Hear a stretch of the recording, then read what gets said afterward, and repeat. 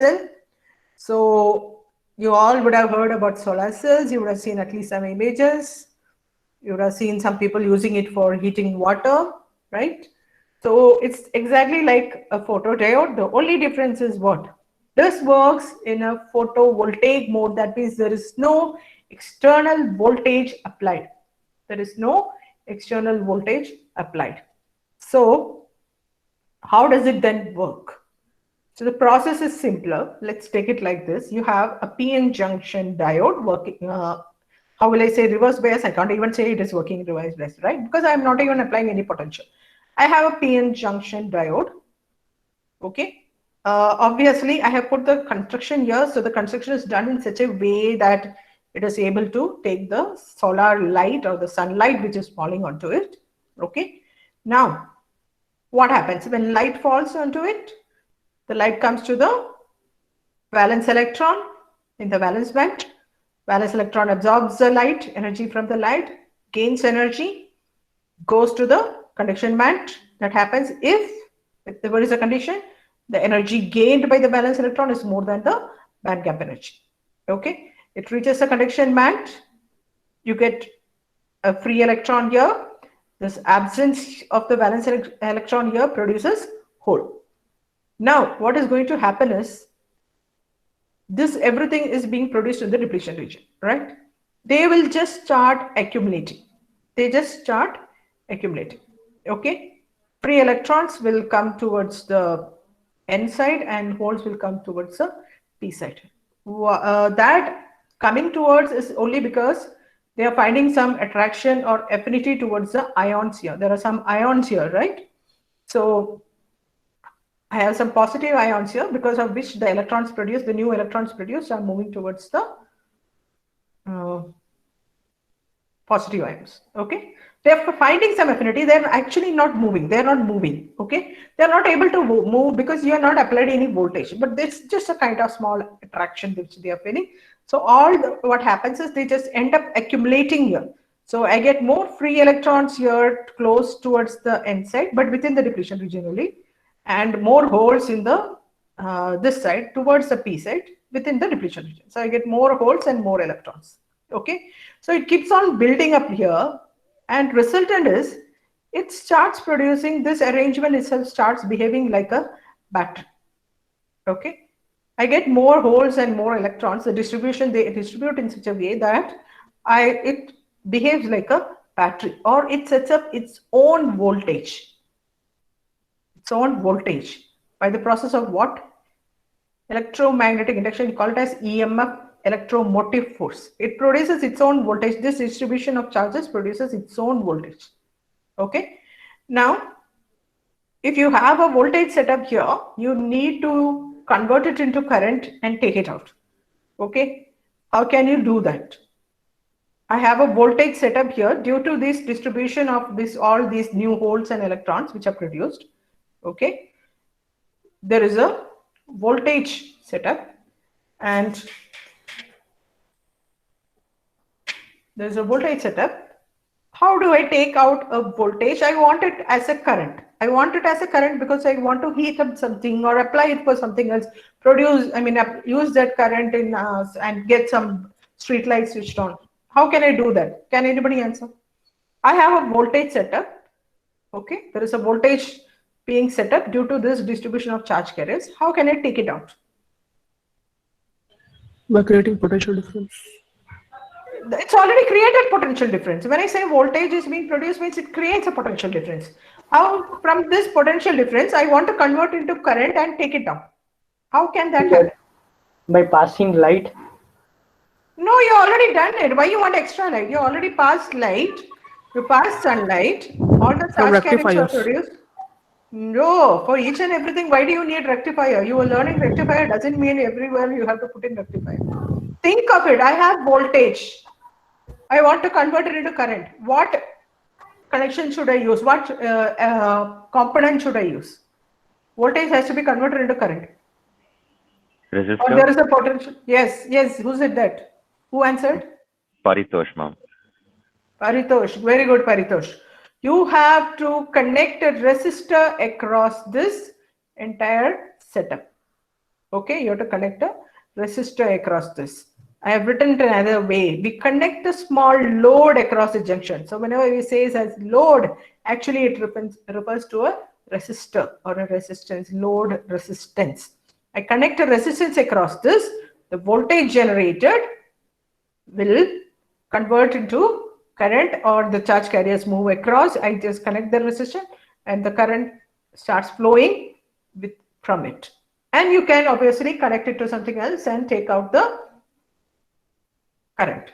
Okay, so here is the working of a solar cell. You don't have an external supply. You only have the diode. The light, sunlight falls onto it, produces a charge carriers. It produces more charge carriers because sunlight is very intense, right? Now all the charge carriers will get accumulated close within the junction itself, within the depletion region itself. It's this accumulation or this arrangement of the charge carriers will produce a voltage or a potential difference. You call it as EMF. Another word, you call it as EMF. Okay. Now, what you can do next is you apply or connect a resistor across this entire device, and current starts flowing through it. You can take out the current and use it for whatever your applications are. Now, moving on, this is the IV characteristics. I'm increasing the voltage, obviously current is different. So you can just see current was maximum, it reduced, and then it came here and then dropped down. Okay. Now, referring to our photodiode characteristics curve, I can see here there is a value of voltage here, but there is no current. Current is 0. So I'll call it as open circuit voltage. Okay.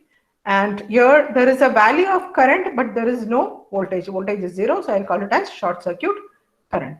Okay.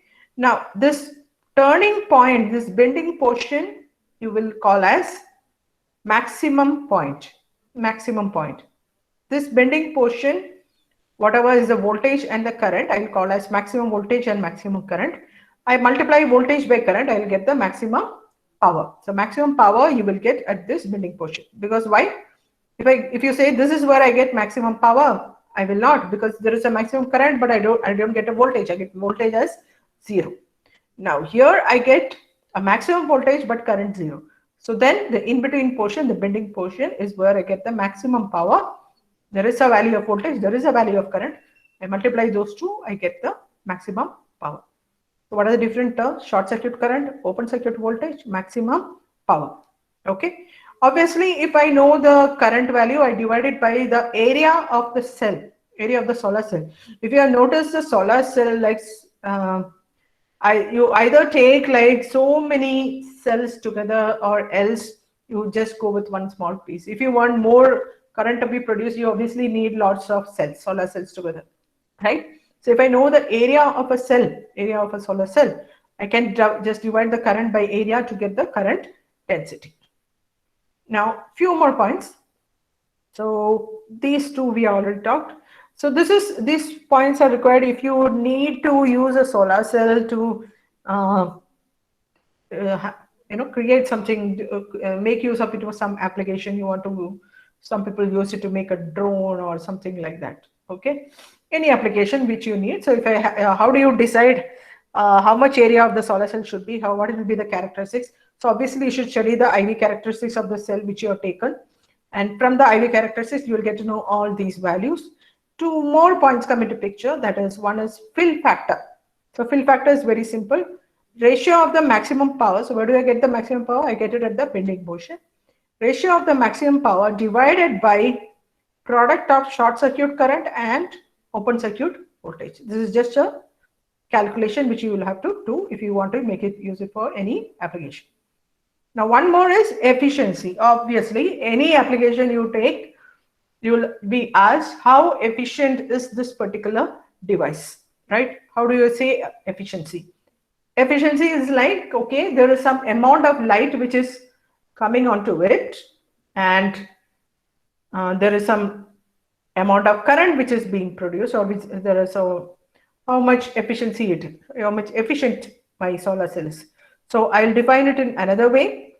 How much is the power of the incident sunlight?